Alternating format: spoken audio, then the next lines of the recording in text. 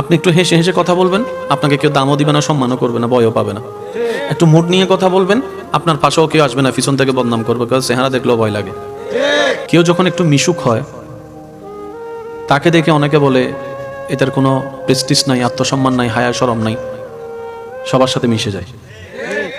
আবার সে মানুষটা যখন ওই কথাগুলোকে কানে নিয়ে নিজেকে রিজার্ভ করে ফেলে, কারোর সাথে মিশে না, কথা বলে না, বলে যে দেখ না তার বাপটা কেমন, অহংকারটা কেমন, মিশলেও জ্বালা, না মিশলেও জ্বালা। আপনি একটু হেসে হেসে কথা বলবেন, আপনাকে কেউ দামও দিবে না, সম্মানও করবে না, ভয়ও পাবে না। একটু মুড নিয়ে কথা বলবেন, আপনার পাশেও কেউ আসবে না, পিছন থেকে বদনাম করবে, কারণ চেহারা দেখলেও ভয় লাগে। আপনি খাইলেও জ্বালা, না খাইলেও জ্বালা, হাঁটলেও জ্বালা, বসলেও জ্বালা, ঘুমাইলেও জ্বালা, না ঘুমাইলেও জ্বালা, বেশি মিশলেও জ্বালা, কম মিশলেও জ্বালা, কথা বললেও জ্বালা, কথা না বললেও জ্বালা। কারণ এটা দুনিয়া, এটা জান্নাত নয়। এখানে এগুলা যতদিন বেঁচে থাকবেন এগুলা থাকবে। তাই বুদ্ধিমানরা মানুষকে খুশি করতে না চেয়ে মানুষের স্রষ্টাকে খুশি করার পিছনে লেগে যায়। সুবহানাল্লাহ।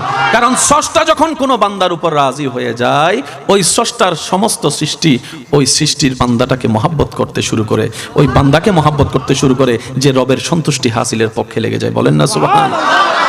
আল্লাহ তাআলা আমাদের সবাইকে সেই নিয়ামত নেওয়ার তৌফিক দান করুন। আমিন। এবার আমি কিছু কথা বলবো, আপনারা শুধু বুঝে বুঝে আমাকে উত্তর দিবেন। আল্লাহর ভালোবাসা আমাদের দরকার আছে কি না? আছে। রবের ভালোবাসা ছাড়া বান্দার জন্য, নবীর ভালোবাসা ছাড়া উম্মতের জন্য প্রাণহীন একটা পুতুল মাত্র আমরা। কথা বলেন ঠিক কি না? আল্লাহ কাদেরকে ভালোবাসেন, কাদেরকে ভালোবাসেন না। আমি কিছু কথা বলবো, আপনারা শুধু শুনে শুনে বলবেন আল্লাহ কি এই সমস্ত বান্দাদেরকে পছন্দ করেন নাকি করেন না, ভালোবাসেন কি বাসেন না, আপনারাই বলবেন। অত্যাচারীকে আল্লাহ ভালোবাসে না। আওয়াজটা মনে হয় একটু বড় হবে। অত্যাচারীকে আল্লাহ ভালোবাসে না। সুদখোরকে আল্লাহ ভালোবাসে না। ঘুষখোরকে আল্লাহ ভালোবাসে না। বেয়াদবকে আল্লাহ ভালোবাসে না। ঝগড়াটিকে আল্লাহ ভালোবাসে না। প্রতারককে আল্লাহ ভালোবাসে না। 2 নম্বরই যারা করে তাদেরকে আল্লাহ ভালোবাসে না। আল্লাহর সীমাকে লঙ্ঘন যারা করে তাদেরকে আল্লাহ ভালোবাসে না। মুরব্বির সাথে যারা বেয়াদবি করে তাদেরকে আল্লাহ ভালোবাসে না। মা বাবার সাথে যারা অত্যাচার করে, মা বাবাকে কষ্ট দেয় অন্যায়ভাবে, তাদেরকে আল্লাহ ভালোবাসে না। যৌতুকের কারণে বউয়ের উপর গায়ে হাত তুলে তাদেরকে আল্লাহ ভালোবাসে না। একটু জোরে বলি। ওজনে 19-20 করে যারা, তাদেরকে আল্লাহ ভালোবাসে না। রাস্তা যারা বন্ধ করে, পানি যারা বন্ধ করে, তাদেরকে আল্লাহ ভালোবাসে না। যারা অন্যের বিয়ে ভঙ্গন করে দেয় ভৌনি দিয়ে, তাদেরকে আল্লাহ ভালোবাসে না। গীবত করে পিছনে পেঁচ লাগাই দেয়, পিন মেরে দেয়, তাদেরকে আল্লাহ ভালোবাসে না। এই সমস্ত কাজ থেকে আল্লাহ যেন আমাদেরকে হেফাজত করে। এবার বলবো, এগুলার উত্তর আপনারা দিবেন। ফরহেজগার বান্দাকে আল্লাহ ভালোবাসে। মাশাআল্লাহ, আরেকটু জোরে।